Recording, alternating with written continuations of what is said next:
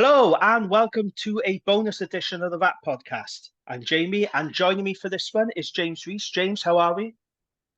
I'm good, thank you. Enjoying the sun, but quite frankly, I'm a bit sick of it now. It's been 10 minutes. That's it. I'm bored. Okay, fair enough. And also joining us for this one is Hugh Griffin, aka Catboy from the Scarlet's Fever and Pirate Rugby podcast. How are we doing, Hugh? I'm good, very much the same as James. I've checked my weather app and it's saying that it's going to get to 27 degrees tomorrow. And my first thought was, oh, grow up. Oh, you miserable buggers. About time we had some sun. Anyway, let's get straight into it. So there's going to be no drink of the week. None of us are drinking for various reasons. So we're scrapping that one and we're just going to get straight into it. So, news desk. Good news for you, Hugh. Johnny Williams, he signed a new contract, the Scarlets. Since moving from Newcastle back in 2020, Williams has made just 46 appearances. I thought he made more than that, but I guess injuries have taken a toll, haven't they? He scored 6 tries for the club and he's won 7 caps for Wales. So you must be pleased with that news.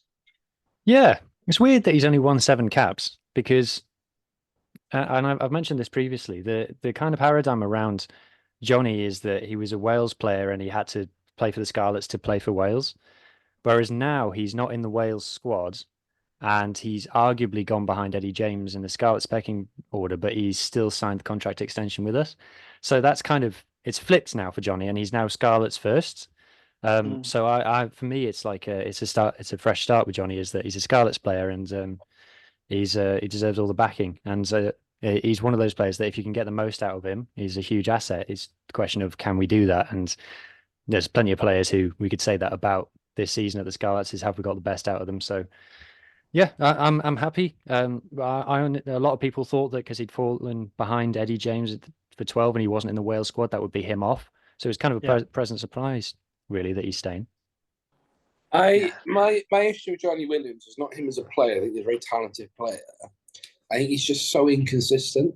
I've never seen him put a run of game, or I can't remember him put a run of games together for Scarlets. Injuries. He's always had very injuries. unlucky with injuries. Yeah, that's the problem, isn't it? He's a decent player, but injuries have really held him back, unfortunately.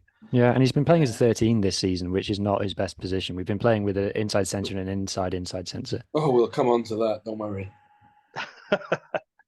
Okay, moving on. 88-year-old Samoan centre Ray Lilo has signed a new 1-year contract to remain at the Arms Park. Only kidding, Cardiff fans. He's 38, not 88. That's just me being facetious. It's good news for Cardiff. Ray Lilo has been a great servant for him. He's very popular down at the Arms Park. Fans love him. I think it's fair to say he's been one of the best overseas signings in Welsh rugby. Would you agree? Certainly one of the most consistent. Yeah, he's been. I think he's been better. He was better than Halaholo for me across the board. I think obviously Halaholo sticks in the memory more because of the Wales thing and the horrific injuries, but I think Lilo has been consistently good for a good few years, and I have no statistical analysis to back this up, but it feels like his performances hasn't dipped as his age has got more. I think with Halaholo and as fine a player as Halaholo is, the older he's gotten and the injuries has clearly taken a toll on his performance. Yeah, I'd agree with that. But I can't say the same about Lilo. So yeah, great for Cardiff, and I think depending on what the Mason Grady position tombola turns out, he could be great for developing. Whichever 12-year-old from Treorchy with 30 Wales caps they've got, coming through next. Good stuff. Any comment from you, Hugh, on Ray Lilo? No, how do you rate him as a player? Yeah, I do. Being 38 is obviously not at his peak anymore, but you'd have to say that he's probably still Cardiff's first choice outside centre. With Grady had been playing on the wing all season, so yeah, it's important for them. It's probably a bit of a sign of where their squad still is. I think if they could have started from scratch with their squad, maybe he would have been someone they would have looked to move on. I'm sure the fans wouldn't. I know the fans love him, but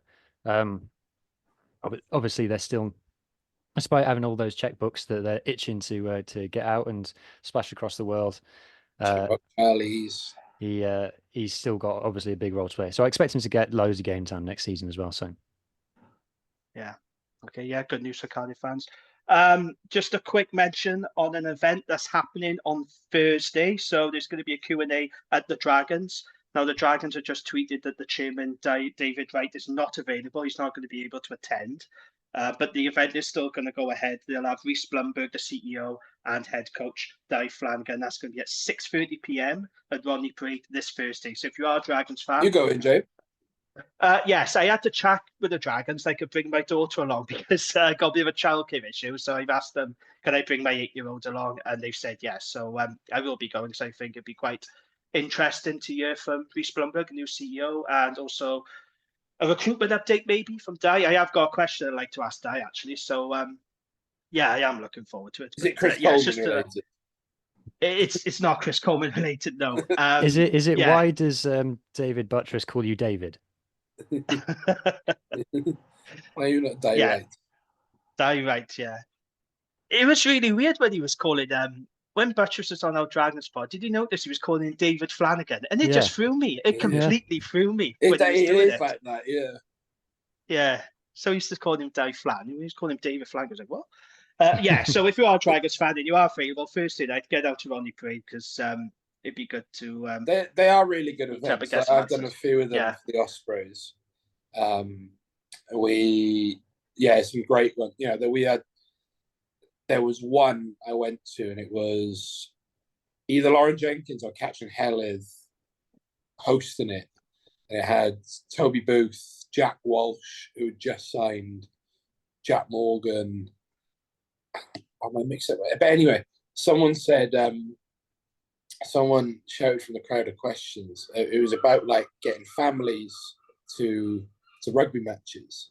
Yeah. And he goes, you know, it's all about the fan experience. You know, the husband takes the boys to the rugby while the you know, the wife goes to the Morva shopping with the daughters. And there was just like an audible gasp throughout the room, and like Toby Booth, Jack Walsh, and Jack Morgan, I think it was that Q&A, were just sort of stood on the stage like, what the fuck do we do here? Nice bit of stereotyping there, isn't it? Man is throwing out the most sexy, and he got pelters from around the room. Like, and there's some really great women involved in like the supporters side from the Ospreys. I think most of the supporters club are run by some amazing women, and they were just giving him pelters all evening. Absolutely, so they are great. They're great for comedy value like that. Mm. Yeah. The Scarlets one, there's a sign as you go in that says, please leave your pitchfork here. Do not take it inside. Yeah. Murder weapon. I can imagine. Yeah. There's a metal detector that you have to walk through as you go in. Yeah, it's a good opportunity for fans to voice their opinions, though, isn't it? I mean, whether the coaches actually want to hear them or not, I don't know. But yeah, it is worth attending these events because you may get some answers to the questions that you've been asking on social media. So yeah, if you are in the area, like I said, you're a Dragons supporter, get on to Rodney Parade on Thursday for that Q&A. Right, let's get into the Wales stuff then, boys. We need to talk about Sam Parry, don't we? So this was a big talking point last week. Of course, a bit of a hoo-ha on X or Twitter, whatever you want to call it. So Sam Parry left the Wales camp last week amid reports that he felt disrespected by Warren Gatland. Now, Gatland was asked about this on Saturday, and he said that you will need to talk to him, but my door is always open for any conversations or discussion with any players in the squad if they have any feelings or need anything clarified. He then went on to say, I understand his agent has been pretty vocal and said some stuff, which is a little bit disappointing. So just for context, his agent is believed to be former Wales international Derwyn Jones. Then he said, I never closed the door on a player. Not sure I quite believe that, to be honest, given the things that have happened in the past. But he said, I never closed the door on a player. Whether he's had any regrets about his decision, sometimes people make compulsive decisions, and players as well. So this was the distraction we probably did need before the tour to Australia. And there's enough on-field stuff, off-field stuff going on in Welsh rugby, isn't there, without this? James, let's come to you then. What did you make of the whole Sam Parry situation? Do you think he was justified to leave the camp, first of all? So or do you think he I should have do want sorted to clarify that I'm just trying to think. I don't think Derwin Jones is his like actual personal agent.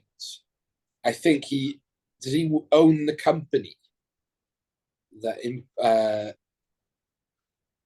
Oh, okay. Yeah, I think I know where you're coming from now. Yeah, the BBC did report it as Derwin Jones, though. yeah. So he's mad. So yeah, he is an agent and managing director at Win Sports Management, who manage a lot of Welsh-based rugby players. And they still, that company still manage Emmanuel Faye-Boso and things like that. So Harry Randall. So a lot of that current squad under that management. Yeah. So what was reported was that essentially mistreatment. This is, and I would like to point out, none of this has been Sam Parry or Sam Parry has not come out and made a comment. So we are all going off what's been reported, mainly by the Daily Mail and off Gatland's comments. So Sam Parry's reportedly unhappy with his treatment within the Wales camp, in that he was originally, so he was named in the 36-man squad, or however many it was, and he was under the impression that he was a full squad member.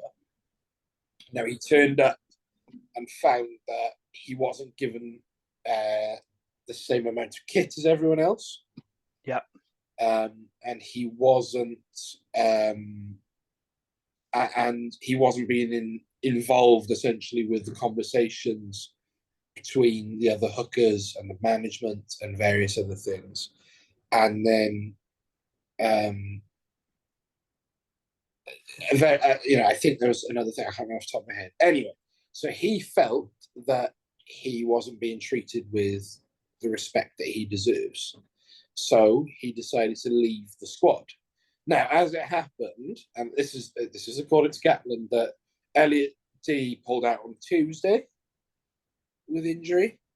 Yeah. And then so Gatland said, "Oh well, he would have been in the match day squad, and he would have gone. Well, he would have been travelling reserve. Sorry, and he would have gone to Australia anyway. Now we don't know that. That's not 100%. But what we do know is he would have been travelling reserve.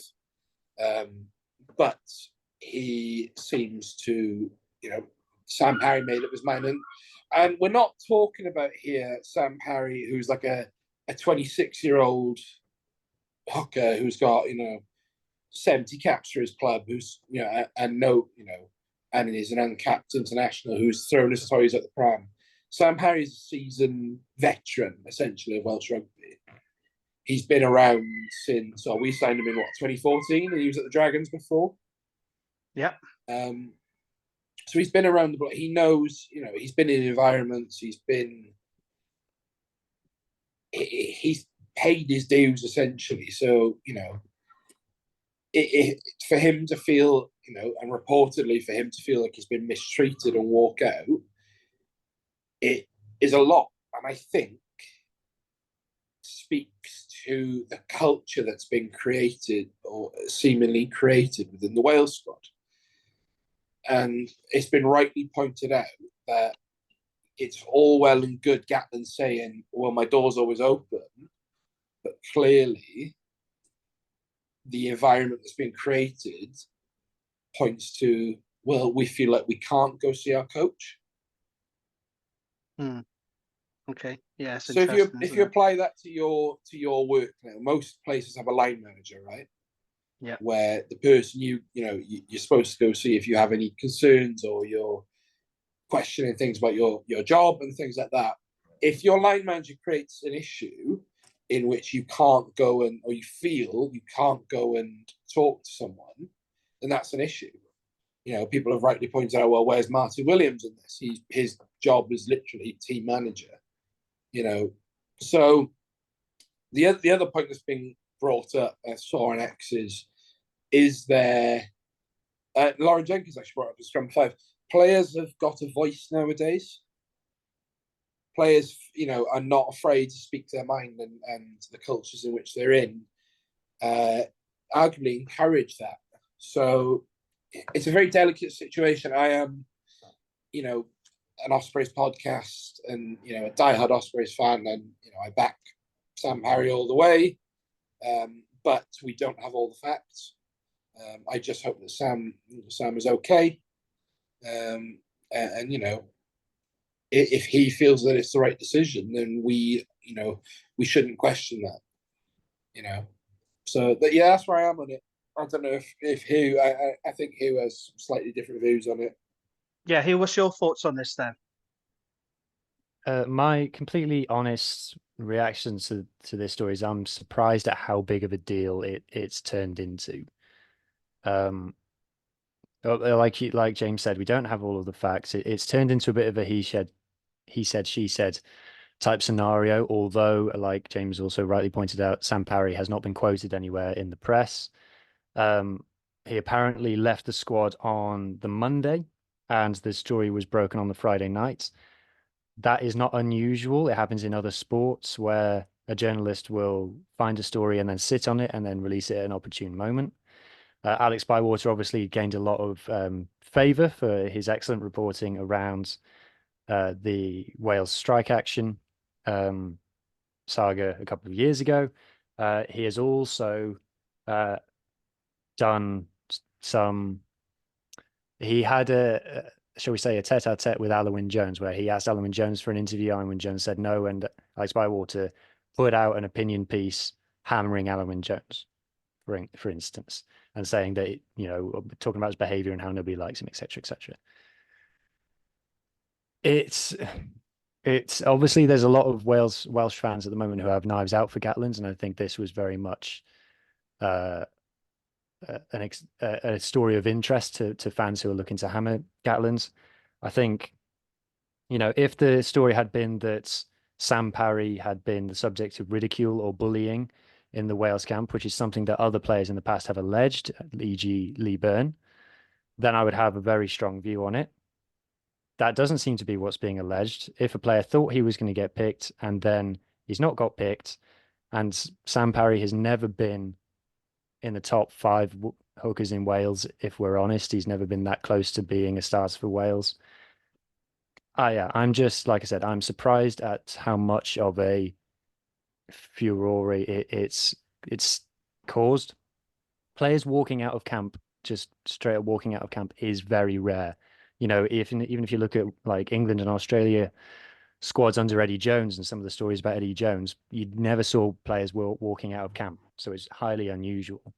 So it's just an odd situation. Like I said, it's turned into a bit of a he said, she said, and yeah, and I don't really feel as passionate about it as some other fans do. So what I will say was, again, leading on from Hugh's point, is that Derwyn Jones did say on the radio that he's felt that Gatland has never been a good communicator with players,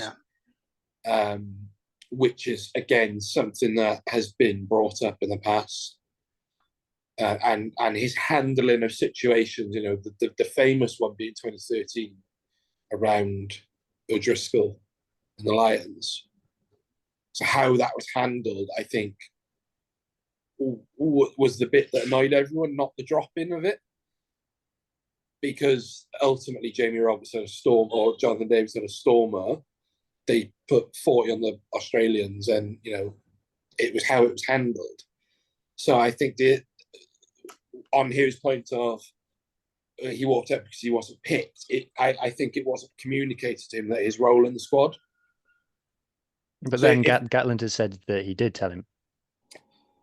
Again, we've only got one side of the story. Gatland's the 2 interviews Gatland did, as pointed out by Cardiff Rugby Life, don't add up. They're not consistent. So again, this is all alleged because Sam Parry, and we probably will never get a resolution to the story.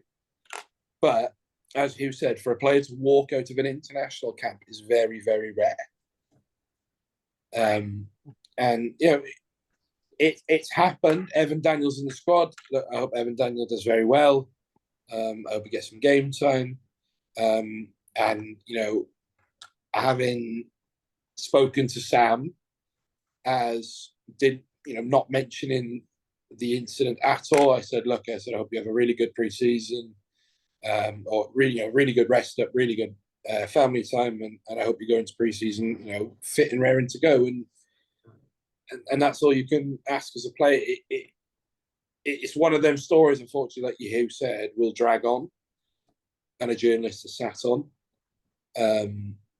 and is clearly there to antagonise the anti-Gatland movement further, and that will keep being added to, because little tidbits of that story will start to creak out, which will consistently pile on the pressure. So it's a murky situation. Jamie, do you have any thoughts on it? I just think it's an unwelcome distraction, isn't it? There's so much going on in Welsh rugby. We don't really need this on top of it. I don't think Gatland has ever really been a good man manager, if I'm being honest. He had this reputation as being 1 years ago. I don't think he's ever really been a good man manager. And I've been told that Rob Howley leads a lot of the coach, like in the first Gatland stint he had. And Rob Howley did all the coaching. He was doing all the talking. Gatland is more of a delegator. That's what I've been told. So it is disappointing that this has happened. Going back to Derwyn Jones, he had a lot to say, didn't he, about Gatland this weekend? He was saying that you could be under pressure if you don't get a result in Australia. So it makes me think there's something going on there, isn't there? Something is brewing between Derwyn Jones and Gatland. What I would like to say on Derwyn Jones is, a lot of people's opinion on Derwyn Jones comes from the fact that he wasn't perceived to be not a very good player. Derwyn Jones's ability as a player has nothing to do with his ability to be a player agent. Oh, of course not, no. But the Welsh rugby public don't get that as well.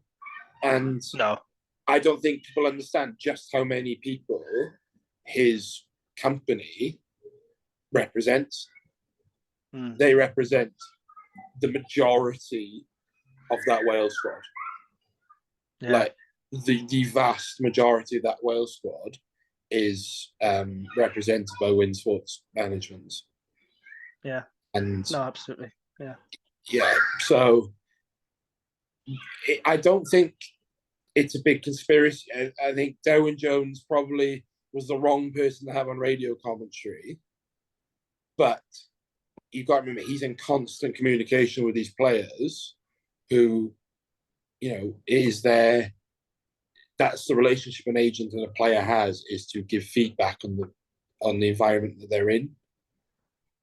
Yeah. And an agent has got to have the best interests of, his client.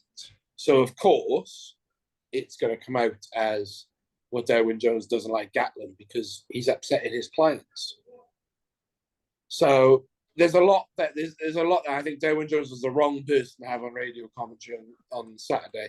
And I don't think it was an accident that he was on radio commentary either. No. Interesting. I really don't think it's not. No. Yeah, I think it's a combination of, bad communication and, bad man management personally. But like you said, there's two sides to every story, isn't it? And it would be interesting to hear from Sam Parry himself. And maybe in time we will get to hear his side of it. So we got to be careful, I suppose. I think it was a mistake to let the Mail break it. If he did leave on Monday, why not put a statement out on Tuesday morning and say, Sam Parry has withdrawn from the Wales squad and this guy has been called up in his place. Personal reasons, yeah. But that's classic WIU, though. It is to try and get away with it. It's a serious problem in Welsh rugby. They've never been able to get trying on to top of these hoodwink stories. Fans. Yeah, they've never ever been good again. I don't know who's in their communications team, but I think they're constantly on annual leave. Yeah. Okay, so that's our thoughts on the Sam Parry situation. Like I said, it's unfortunate. It's very Welsh rugby that this has happened, but we wait and see. All it's done is give Simon Williams a new book. He's basically just signed a six-figure book deal for book 2. The Sam Parry years. He can get quite a few books out of Welsh rugby, though, isn't he? Like, he can keep writing and writing. Yes, he's going to be absolutely fine if he wants to do a follow-up. Right, let's get into the squad then. So, it's been announced today. It's been finalised. Wales 34-man squad. So I'm not going to go through all of them because we haven't got time. So I'm just going to say the main talking points. So Kieran Azarati, Elliot Dee, and Henry Thomas have been ruled out of the tour. Azarati suffered a back injury against South Africa, while Dee failed to recover from an ankle injury sustained prior to Wales camp, and Thomas is currently recovering from a foot injury. And then James Ratty, who was called late into the squad last week, he's been left out, and he made his Wales debut off the bench against South Africa on Saturday. So there's 3 uncapped players in the squad. We got Regan Grace, Ifan Daniel, and Josh Hathaway.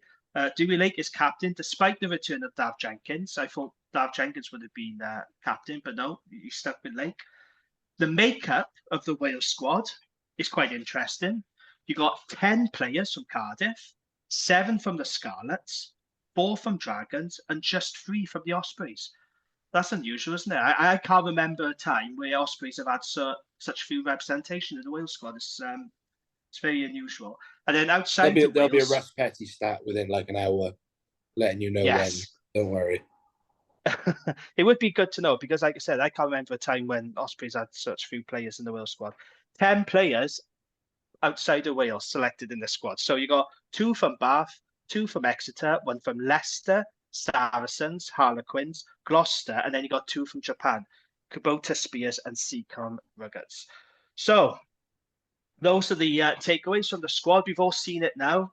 Let's come on to you then, Hugh, first. What do you make of that squad? What's the biggest takeaway for you when you look at that squad? What stands out? I think the tight head situation is obviously the interesting one. Dylan Lewis being the most established tight head now in the Welsh squad. It's mad to think that 6 months ago, he allegedly didn't know whether he was qualified for Wales or not anymore. So I think, we're going to play against an Australian team that's not known for its scrummaging, despite having a huge pack. People don't realise that about Australia, is they've got one of the biggest packs going. There seems to be a trend with the referees at the moment of so long as the ball ends up at the number 8's feet, play on. So hopefully that does us a favour. It's a fair amount of pressure on Harry O'Connor now, who's going to get a lot of game time. So he's just going to have to learn on the job, I'm afraid. Apart from that, I'm worried about the centres a bit. I don't think the centres worked at the weekend, and I'm not seeing a solution to that. I think we're missing Joe Roberts badly, even, which is mad to say because he's only got 2 caps. Yeah, and at least the second row situation has turned out to be better than we perhaps feared. We'll talk about that a bit more in a bit. And then, I know James knows Regan Grace and is a big fan of him. It is a bit of a kick for other wingers in Wales who will probably feel like they've done more in the 15s game. Who are them wingers? That's why I want to know. Like, I'm genuinely asking a question because they're all injured. Yeah. There's not tons of depth. I'll give you that. I don't disagree, but it's just a funny one, isn't it? The guy who's not played a competitive game of rugby union is on tour. Oh no, I agree with you, but like the calls for Gabriel Hamer-Webb, I don't get. He's had 2 decent games with Cardiff. It's the classic thing at the start of the season where people get 1 decent game. They're like, "All right, get him in the autumn internationals." The Sam Cross situation. You've got Tom Rogers is the other one who's been out of Wales camp. I don't know if he's injured. He's injured, yeah. He's injured. So yeah, there is no. Everyone's like, it's a kick in the face for Owen Lane. It's not. Owen Lane had his chance. No, it's not international standard. I'm sorry. I like Owen Lane, but he's not national standard. Same with Jared. Is it Jared Ross, the older one? Jared's injured. Ewan's fit. You could have picked him. Fit. Yeah, but he's had a good season. You wouldn't call him out. You wouldn't call him up. But you did say we've got more data for them than we have for Regan. Yeah, absolutely. But I think he was always going to roll the dice. Regan Grace was going to get called up if it wasn't now. He was going to get called up in the autumn anyway. It's just fact. They've been wanting to get hit. The plan was to take him to the 23 World Cup. That was the plan. The plan was he was going to play for Racing. They were going to either get him into the Six Nations squad, they were going to get him into the World Cup warm-ups, and he was going to go to France. But he redid his Achilles. He's never So- played a competitive game of rugby, though. I mean, at least with Hamer Webb and Ross and others, Yeah, you yeah. can say, well, I they've agree played competitive with rugby. you, but So this is a huge gamble, isn't it? it's This is a huge gamble, untested but gamble. he's it's not like he's the only wing. You know, it's not like he's called up just, reading race. He's got Sanjay, he's got Rio Dyer, who are likely going to be the starting wings. Yeah. Congrats Sorry, to go on, Eddie. I will say congrats to Eddie James. Obviously delighted for him from a Scarlet's point of view. I don't think he's anywhere near his ceiling, so I think he's going to get a lot of Wales caps in the future. I'm just dreading what that team we're going to put out against the Queensland Reds is going to be at the end of July. My goodness me, what? Yeah, I think we can piece together a decent 15 and then a bench that passes the sniff test. But it's a very strange time to be a Wales fan. That Reds game is going to be interesting. Do you remember when Wales toured New Zealand a few years ago? They played the Chiefs, and they got absolutely battered by the Chiefs. It would not surprise me if we lost to the Reds. I can tell you that now. They've been good at Super Rugby this year, the Reds. Mm-hmm. So, yeah, this is going to be tricky. Any other names that stand out for you? Well, for me, anyway, I got to say, well done, Matthew Screech.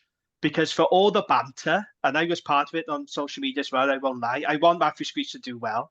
But it was just the fact he was coming up against Eben Etzebeth. So lots of memes, lots of jokes. To be fair, we'll talk about it later on in the game. He did all right, didn't he? To be fair to him, he did all right. And I'm glad he's going to Australia. Fair play to him.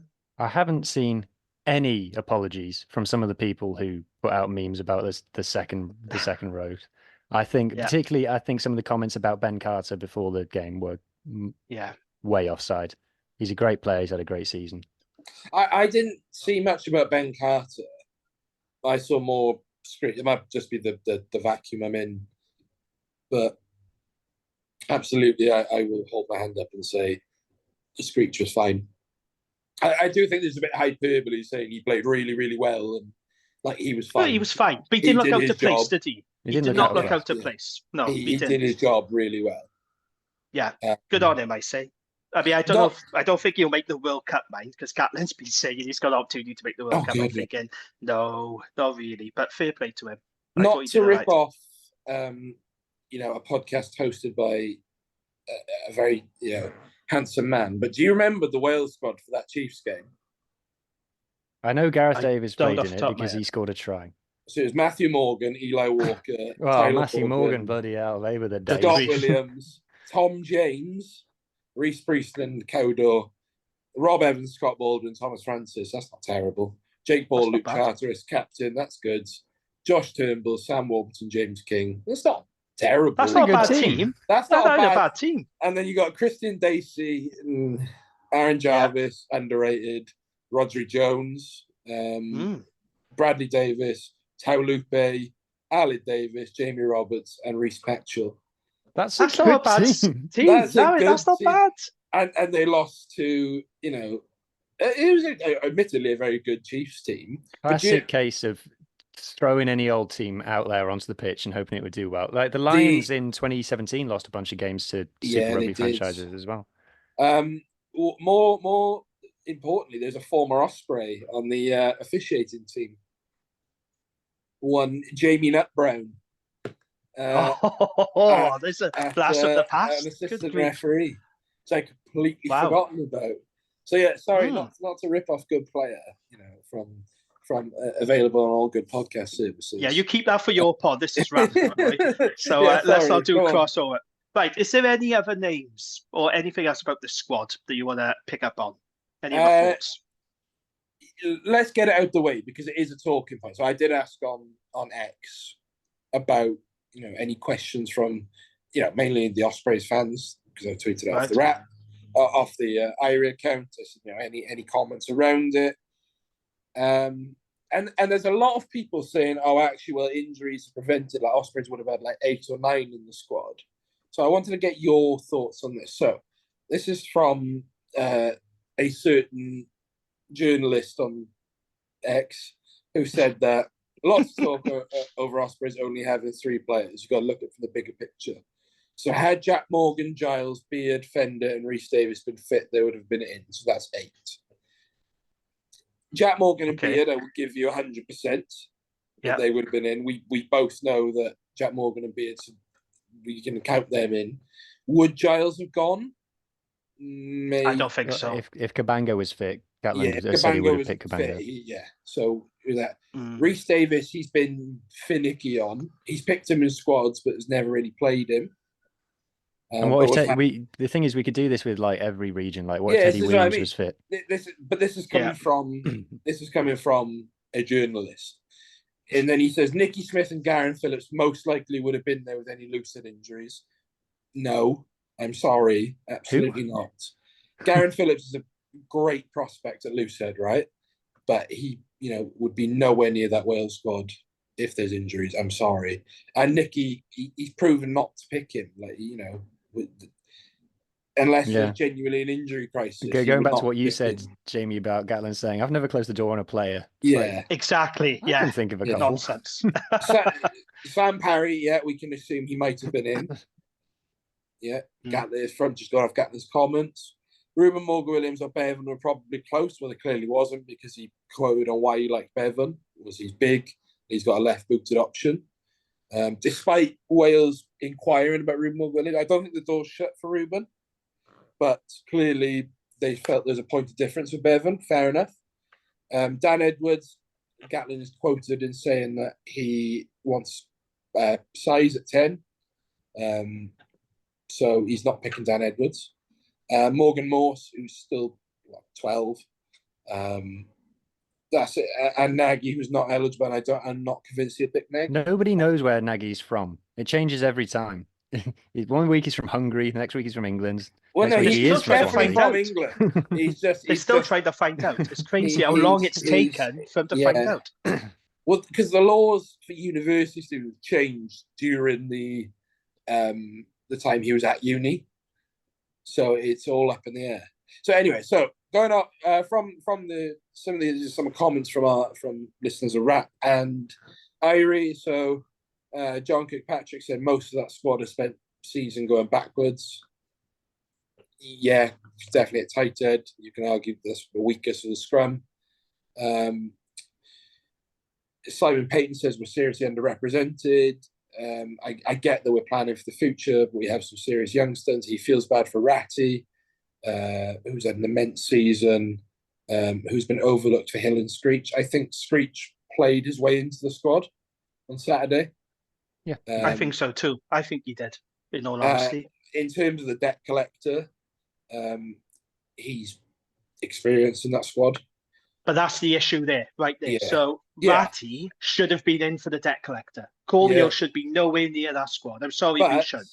If just from the second rows, the makeup of that squad, cap-wise, is David Jenkins is on 17, Ben Carter's on 12, Chris Gins is on 12, and Matthew Screech is on 2.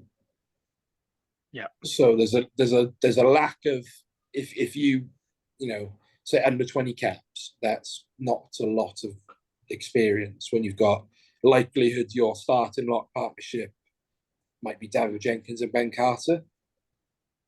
Maybe. Yeah. So yeah. So Garrick Bads is 3 Ospreys. Has our representation ever been so low? Was it 4 in the last Six Nations? Mm-hmm. So the only way is down.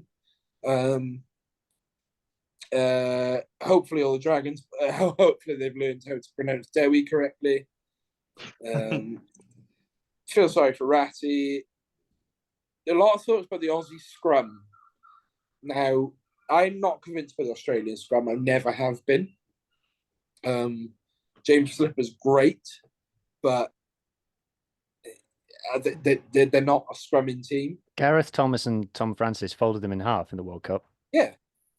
And if you actually watch Squidge's video, you'll see how effective both Gareth Thomas and Thomas Francis were as a partnership. Here's an interesting one here.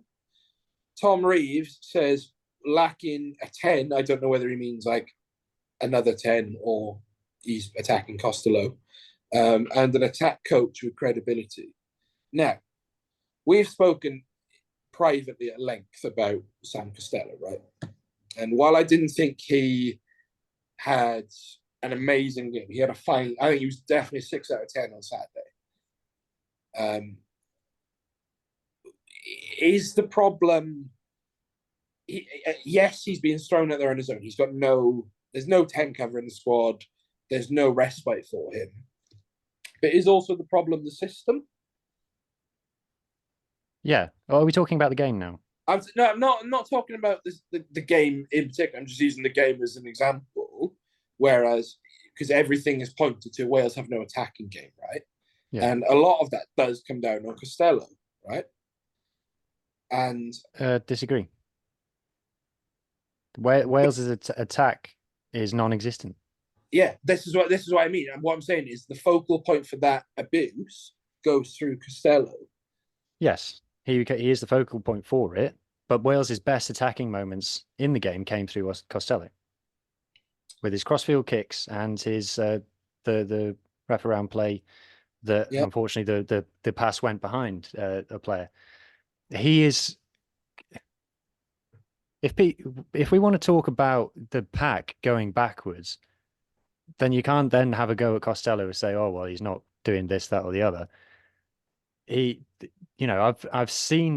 watched every game, obviously, that the Scarlets have played this season. The difference between having him in the team and not is night and day. He drags the team around the pitch, and I felt he dragged Wales around the pitch on Saturday as well. When he gets the ball, it is a huge case of, oh shit, we're not going anywhere. Sam, sort us out, will you? And he's a 23-year-old kid. He's gone from Scarlet's senior academy to Wales' first choice with 0 competition in 12 months. He is my favourite player. But I do get very worked up with the amount of stick that he gets. Because I just think some of the things that people say about him, like, it's not based on data. It's not based on things that people have seen him do. It's just a blame the 10. When in doubt, blame the 10. But that's Welsh rugby, though. We've always blamed the 10. Look at the stick that Neil Jenkins used to get. Howell Thomas, Stephen Jones, James Hook, Dan Bigger. He's in that club, I'm afraid. A lot of people always blame the 10. It's a poison chalice. Yeah. Howell Thomas had to go into selling dentist equipment. That's how bad it got. We'll get on to talking about the game. I will say that some of his teammates at Scarlet's level and at Wales level are doing nothing for him. Okay. Are there parts of his game though that you think they do have to improve? Like that kick. I know not every kick's a guarantee, right?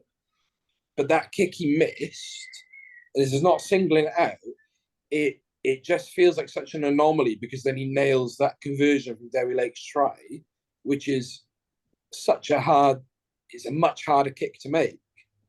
Yeah, but that was reminiscent of the one he missed against the Dragons as well. And he is prone to missing really easy kicks, isn't he? That's another weakness of his. But then, like you said, he can nail touchline conversions. It was a mixed bag performance. You remember the easy ones that he misses. You don't remember the other 12 that he gets.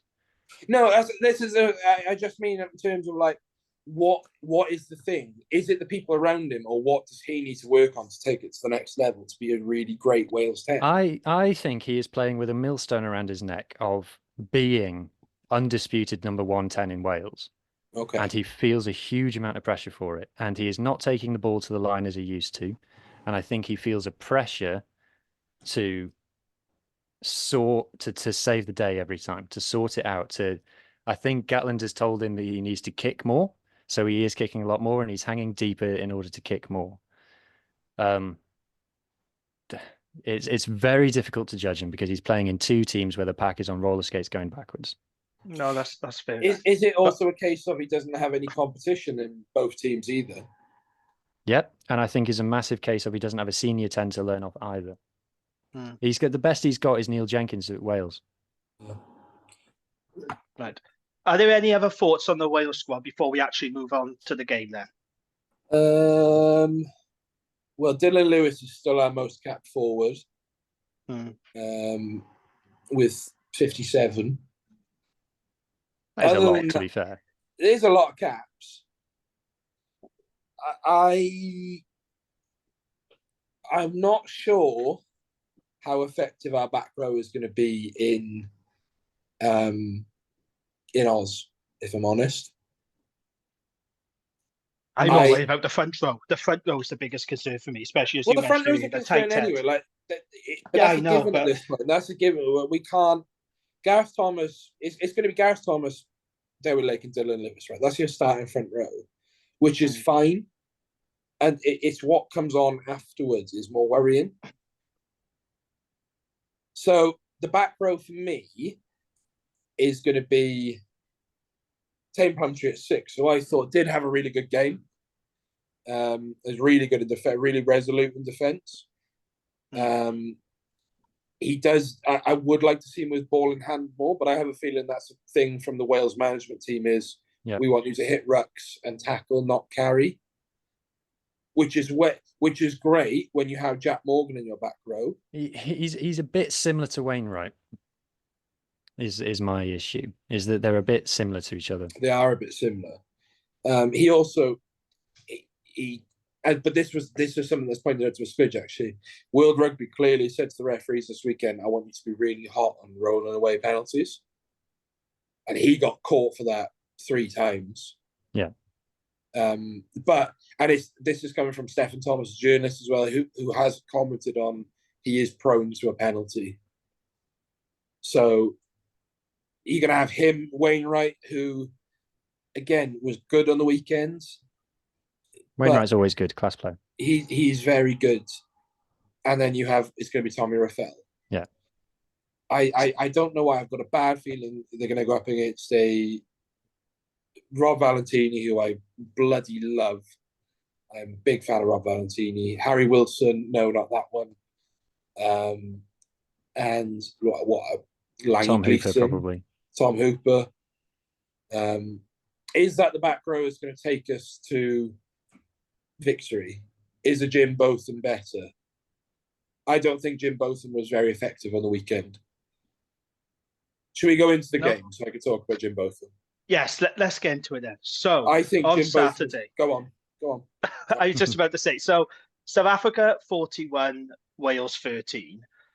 Now, we all had reservations before this game, didn't we? We looked at the lineups, and James, you said the same as me that this could be a 50, 60 pointer. And let's be honest, after 15 minutes, when Wales were trailing 14-3, and they were down to 13 men, there was 2 yellow cards to Rio Dyer and Aaron Wainwright. I thought that, we're going to be on for 50, 60 points a year. We're going to get absolutely battered. To be fair, we was only 1 point down going into halftime. And that scoreline, I know it's a comfortable win for South Africa. It's pretty comprehensive. I don't know about what you two think, but for me, I'm not saying this was good, but it really wasn't as bad as I thought it was going to be. Yes, the bar is low now. The expectations have gone down. But honestly, I thought this was going to be so much more worse than it was. And let's not forget, we butchered a try in the first half as Bevan couldn't hang on to that pass. They had a try given, which shouldn't have been given because it was a clear forward pass. So I'm not saying it was good by any means, and it wasn't particularly great, but I don't know about you, I didn't think it was that bad, all things considered, given the lineups and everything going into the game. What did you guys think of it? I watched it back, fast forwarding the bits where the ball wasn't in play. And if you watch it that way, it looks a lot worse than it felt watching live. It wasn't a great game. Jordan Hendricks getting his debut at Springbok 10, I thought had a poor game, not hammering the gid because obviously it was his first cap. The first caps are supposed to go badly, but go badly it did. It wasn't competitive, unfortunately. There's not much to say really in terms of as a contest. Yes, I guess it wasn't as bad as we thought. We feared it might be, especially when we were down to 13 with 14 points to 3 down. It was an awful start. No one's awful start. No one's crediting Costello for his game management when we were down to 13, I noticed. I thought Ellis Bevan had a good debut. I think he's showed that he's able to play scrum half at international level. Dewey Lake obviously showed what we've been missing in the Six Nations. You know, me and Harley did the stats pod. Clearly, Wales' best front row carrier by a long way. Yeah, he was great. And we know that Ben Carter can do a job. Some of the tries were poor, like the Edwill van der Merwe one right at the end where he runs straight over the middle. There was a poor try to concede. Sanjay showed his class. Again, the problem with Sanjay has never been that he's a bad player. It's always just been his availability.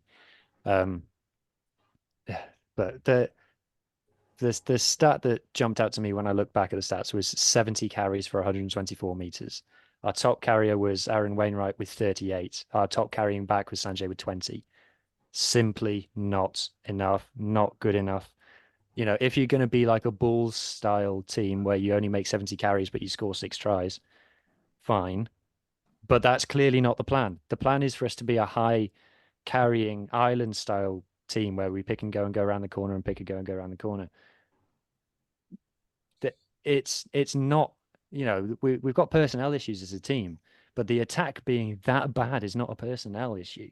It's a coaching game plan issue. And you remember the game against Scotland, first game of the Six Nations, when how bad we were in the first half, and then we came back in the second half, and Gatland says, all we need to do is play like we did in the second half, and we'll be all right. And what happened in that second half was that the game plan was atrocious, and the players went, "I'll sod this. Let's just duet and see what happens." And then the rest of the Six Nations was like the rest of the first half against Scotland. It's a serious, serious problem of the game plan in possession that Gatland is trying to play, and it needs to change. I think what did stand out for me, though, yet another scoreless second half. And this is becoming a worrying trend now, and I don't like it at all. James, well, you pick Cardiff players, you're asking for a scoreless half. They're the kings of it. No, I'm joking. Don't upset our Cardiff listeners now, James, please. Am I right in saying, Hugh, that 68 of Wales's meters carried or meters made came from Dewi Lake and Aaron Wainwright? I thought it was Mason. I thought it was. Oh no, yeah, it might be actually. I think Mason Grady carried that much. Mason Grady made 19 meters, I think. Yeah. Yeah, and most of Dewi Lake's meters will be for his try. That will be a good half of that 30. That'll be 10 meters at most, I say. Anyway, but in terms of the game, the tagline is "could be worse." Like if that game had, yes, that's how I feel about it. It wasn't great, but it could be worse. If that was a chapter title in a book, it would be "could be worse." Yeah, and I was the one who was most accurate in my predictions. Right, I said 38-19 to the Springboks on X, and I got pelted for it. And then there was 41-13. Come on, guys! They called me a madman. My issue is the depth. I think the starting 15 was fine. The centre combination clearly didn't work, and I don't see what I see. A lot of pelters coming towards Owen Watkins' way, and go on here. Go on. It's a common trend with Watkin when he wears 13. If we're going to play him as a 12 and have him as a distributing 12, because his outstanding characteristic is his passing, fine. As a 13, the stats say 2 carries for 0 meters, 0 defenders beaten, 0 line breaks. Like I say, the system and the game plan is the biggest thing that's at fault. Unfortunately, and we've talked about this before, it is a trend for Owen Watkin when he wears 13 for Wales. I just don't think that he's the right man for that position in that team at the moment. If we were talking about him as a 12, it'd be a different conversation. But but 13, not for me. He's scapegoated for it. He can only go out there and play with what he's given, right?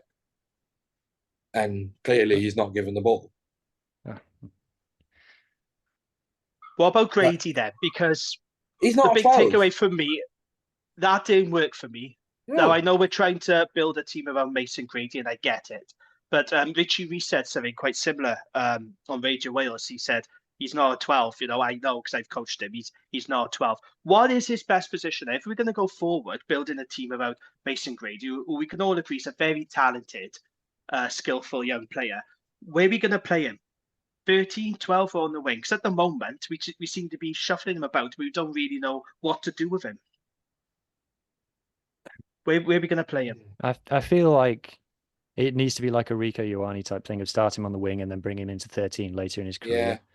I feel My like issue is that not should be him the going plan. forward. It's his positioning. If you put him at wing, that Ospreys game at Judgment Day, I said on the day he's like a lost child in defence. He's just, and I don't know whether that comes from Cardiff's system or whether that's just him in general being so hungry to hit the ball carrier or to hit man on ball.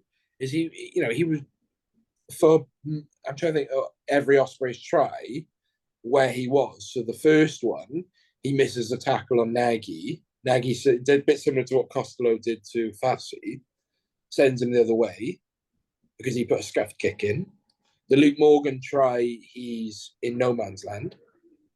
So he's in the middle bit. He's going for a glorious interception. And then what's the other one? There's another one. Anyway, but my issue is with defensive positioning.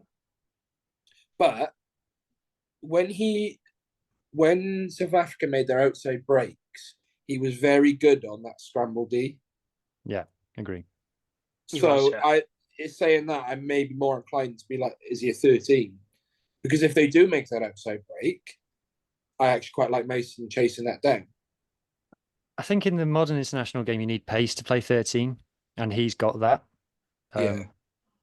I find myself thinking he should score more than he does. I've seen him a couple of times not finish chances that I think were on, but you know, they'll start going in. It's like strikers in football; they have a barren spell and then they'll start going in. Is it the Edinburgh game?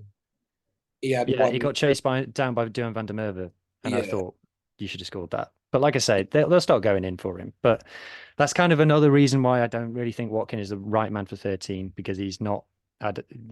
Comparing to Jesse Creel, who was up against, it was night and day. So it's where I personally, I think this might be Owen Watkins' last soiree in a Wales jersey. It'll be interesting to see what happens with Tompkins, because Tompkins had a poor Six Nations. So it'll be interesting I thought Tompkins was only in the team because he had the cohesion with George North. Now George North's not there. Tompkins is still getting picked. So it'll be interesting to see what happens with him in Australia. So on form, right, realistically, we should be picking Ben Thomas at 12. Yeah, this is my issue. He's a completely different kind of player to Grady. Yeah. So if Gatland's decided he wants Jamie Roberts 0.2, then he needs to stick with Grady and just keep doing it till it works. But for me, if I was the Wales head coach, I'd be picking Ben Thomas at 12. Yeah, I would too. I think I don't know. I feel sorry. My underlying thing as an Ospreys fan is I feel sorry for Owen Watkin. Is because he's damned if he does, damned if he doesn't. But I do think that the system and having him at 13, is just not going to work. And you either just don't play him, or you play him at 12 in his natural position and use him as distributor. Or if you want to get over the game line, he can get over the game line. Yeah. But I think if you're going for a distributor 12, you play Ben Thomas. Fair enough. Yeah. Quick shout outs for me then. So I know he had a yellow card. I thought Aaron Wainwright put in another superb shift. Honestly, that guy works his socks. One of the best yellow cards I've ever seen in my life. If you're going to give away, he was under pressure. Yeah. If you're going to give away a penalty try, well, no, he didn't have to. If you just let him score, oh, he was. I know, it's a harder kick, but it's one of the best penalty tries. It's like a French scrum half. It was that blatant. It was so good. Know, but he was really, really good. He gave away. I don't know how many penalties he gave away. It felt like a lot. It probably wasn't that many. I think it was 2. No, I was going to talk about Tane Plumtree. I like Tane Plumtree. It was 3 penalties. I still thought he had a good game. I really like Plumtree. I think there's more to come from him. I mentioned earlier, yeah, definitely. The locks as well. Again, I know I've already mentioned, but shout out to Screech and Carr, because all the hype, all the bloody, nonsense surrounding them and the banter. And I actually thought that they gave it all. That was Ben Carter's best game in the Wales jersey, because a lot of people criticise Ben Carter because they feel that he's not dominant enough, he's not physical enough, he doesn't carry enough. I thought he had a very strong game about South Africa, and he did stand out. He could have been yellow carded. He could have been yellow carded. Dominant. He was more dominant in this game, is what I'm saying, better. compared to a. Yeah, he stood out, didn't he? Yeah. What name a moment that Etzebeth or Mostert had? Mostert gave away a penalty. Well, there you go. Exactly. So this is my point. I really rate Ben Carter. I think he's great. Didn't miss a tackle either.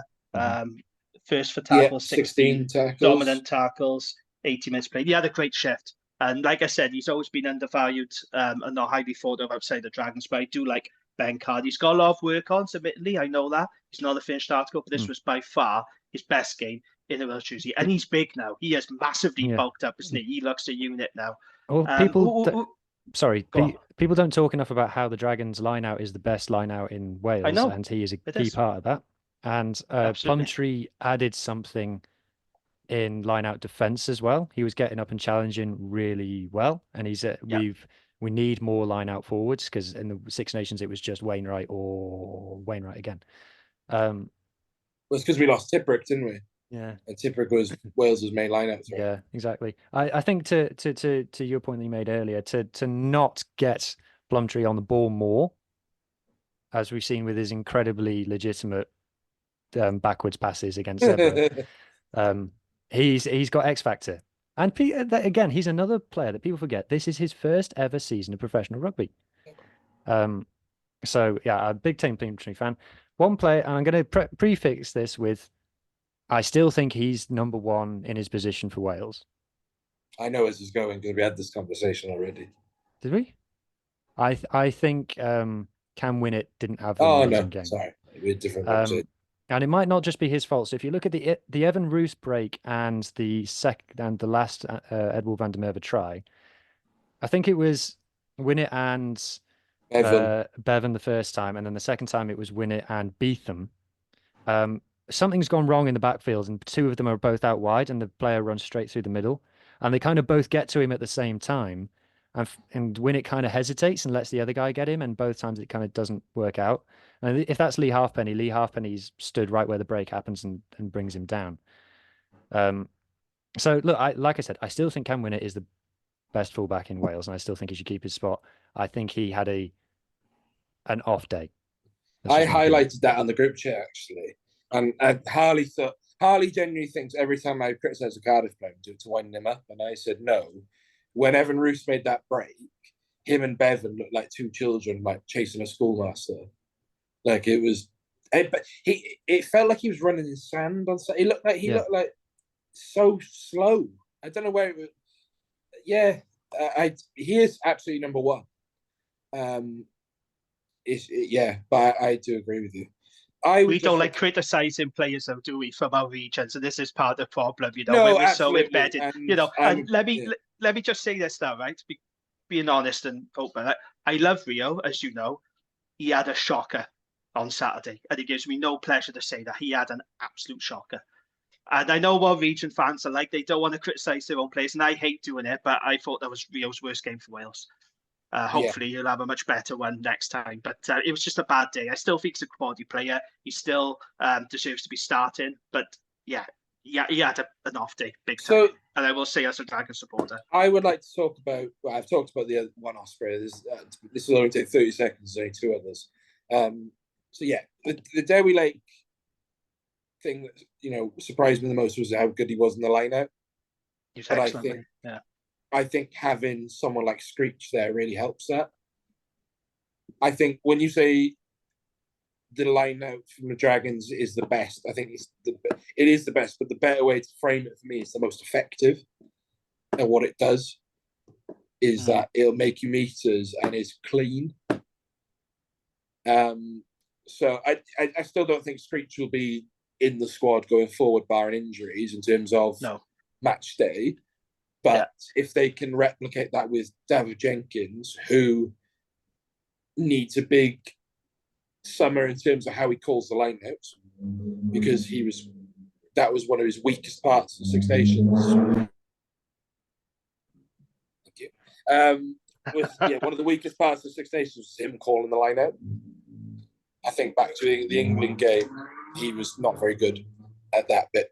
And then, the Dewi Lake debate around, is he Wales' number one hooker? Yes, he is. Absolutely. Oh, God, yes. There's no debate to be had as far as I'm concerned. With Evan Lloyd and Elliot D, and I'm interested to hear whose thoughts on this. Where does Ryan Elias come back into this now? Is he out of the running entirely? It depends what the plan is with the young Cardiff hookers, Evan Lloyd and the other one who I don't know what he looks like. NFT. Evan Daniel. Yeah.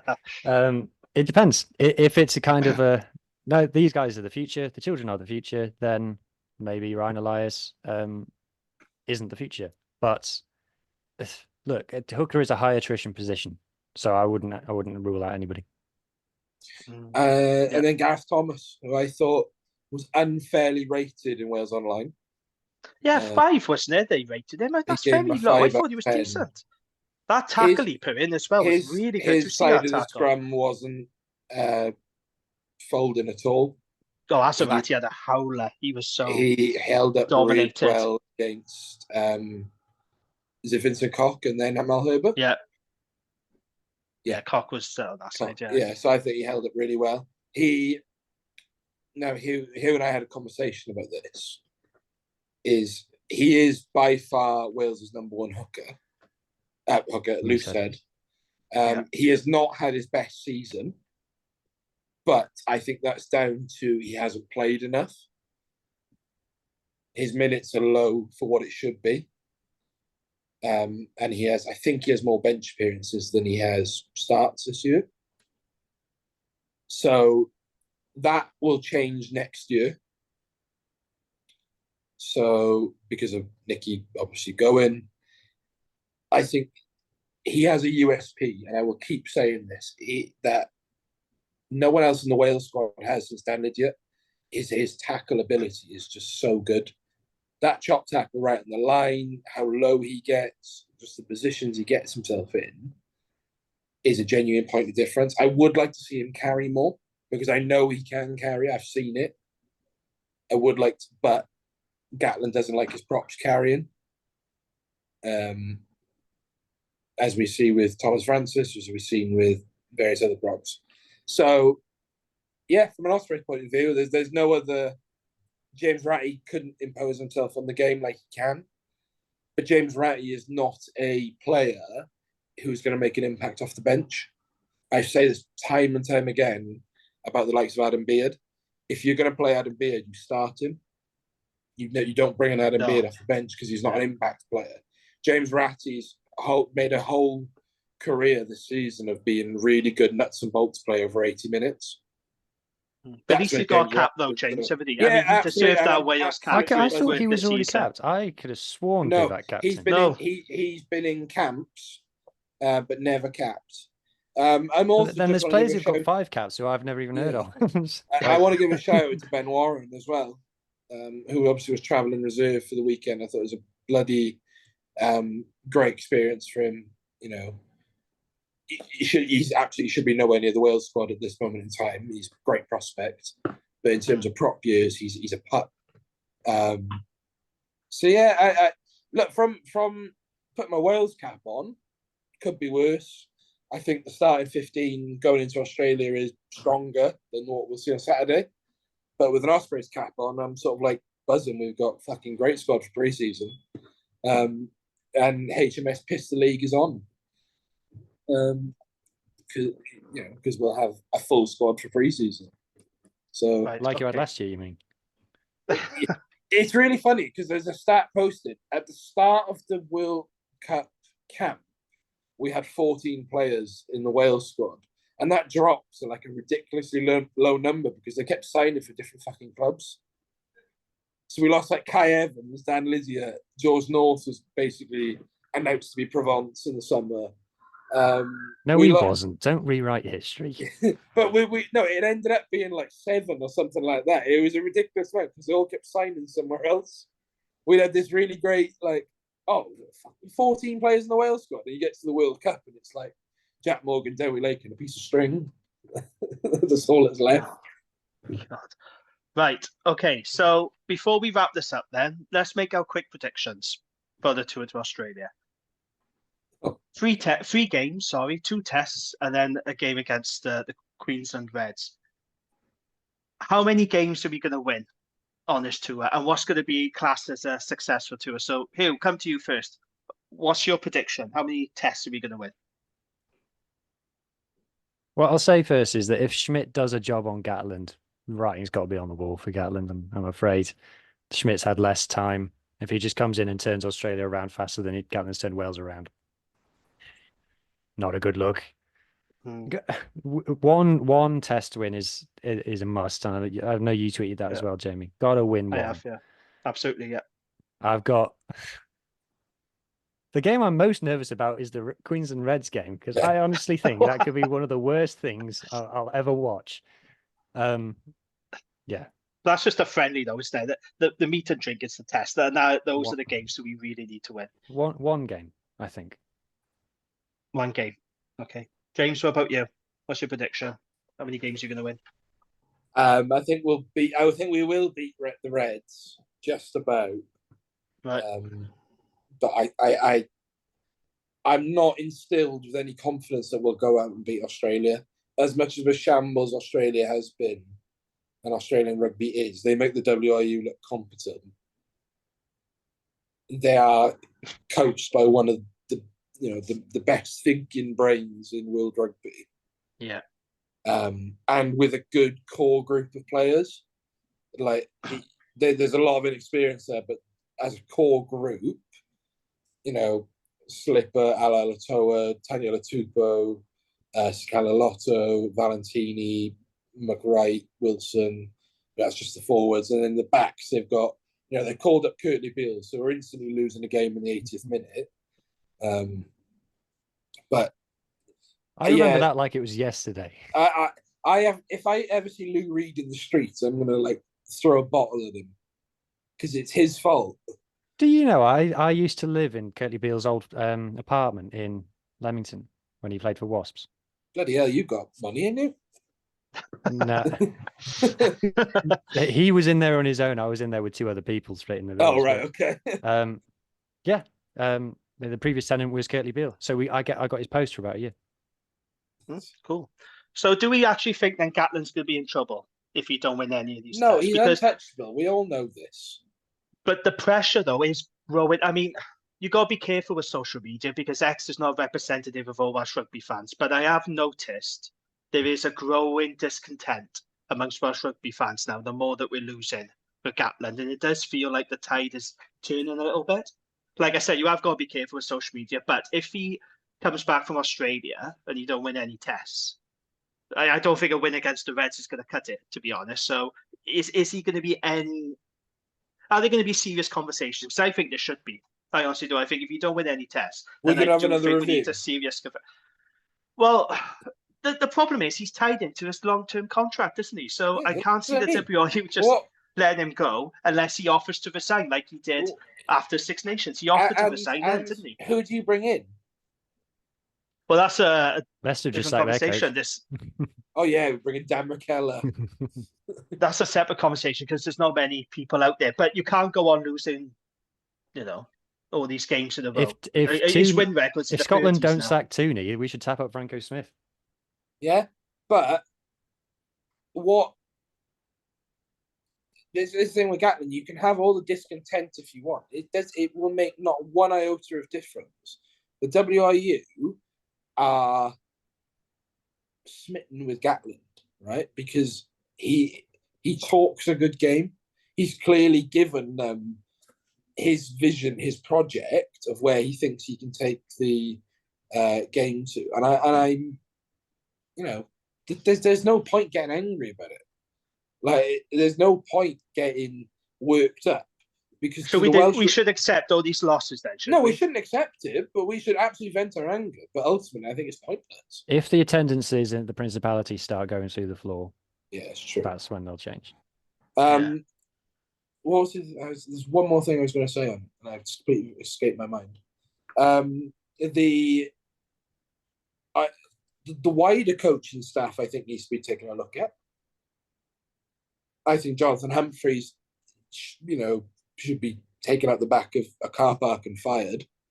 But what about the attack, Alex King? I mean, our attack is absolutely dreadful. And the thing, it's not like Alex King's a bad attack coach. I liked watching him at Gloucester. And speaking to Gloucester players, they really liked him, and they attacked well under Gloucester, under King. So, look, I think that there's absolutely growing discontent, and that discontent will only grow with every loss. Yeah. The casual Welsh fan, you see it a lot. If you look on Facebook comments, you look on various comments, social media sites, is the Welsh fan who doesn't follow a club or a region or anything like that only sees Gatland as the man who won Grand Slams, Lions Tours, championships, right?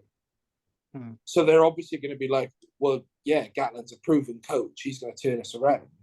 They don't see they're not noses like us, right?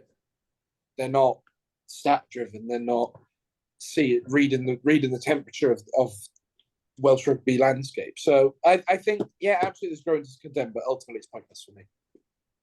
Okay, fair enough, I guess. We will leave it there. Thank you, James, and thank you, Hugh, for joining us. Pleasure to have you both on. We'll be back probably for the Wales-Australia test, where hopefully we'll be talking about a test win for Wales, because it's been a while, isn't it? We've got to promote one thing we haven't done. Oh, yes, for the Cardiff Central pod, yeah. He'll get really ahead. angry. So, Cardiff Central podcast, I think this week, interviewing the CEO, Richard Holland, or Dickie Holland, as he's effectively known. So if you go to the Cardiff Central X page, which I believe is Cardiff_Central, you can leave your questions for Dickie Holland. Why haven't you signed Faf de Klerk? Why are we still training in a leisure centre? Valid questions. They're perfectly valid questions. So the two ends of the Cardiff spectrum. I still think me and Hugh should go and sabotage them questions, but we know they won't get asked. No, good stuff. Thanks for the reminder. That completely slipped my mind. So yeah, Cardiff Central are going to have It's Richard not out of Holland. love. You're doing it because I'll get an earful otherwise. No, I know, but you are right to mention it. So yeah, check that one out. I'm sure that'll be quite interesting. Okay, yeah, thanks again, gentlemen, and thanks, gents, and thank you all for listening. We'll be back next time. So until then, take care. Goodbye. Cheers. Get up. Lovely.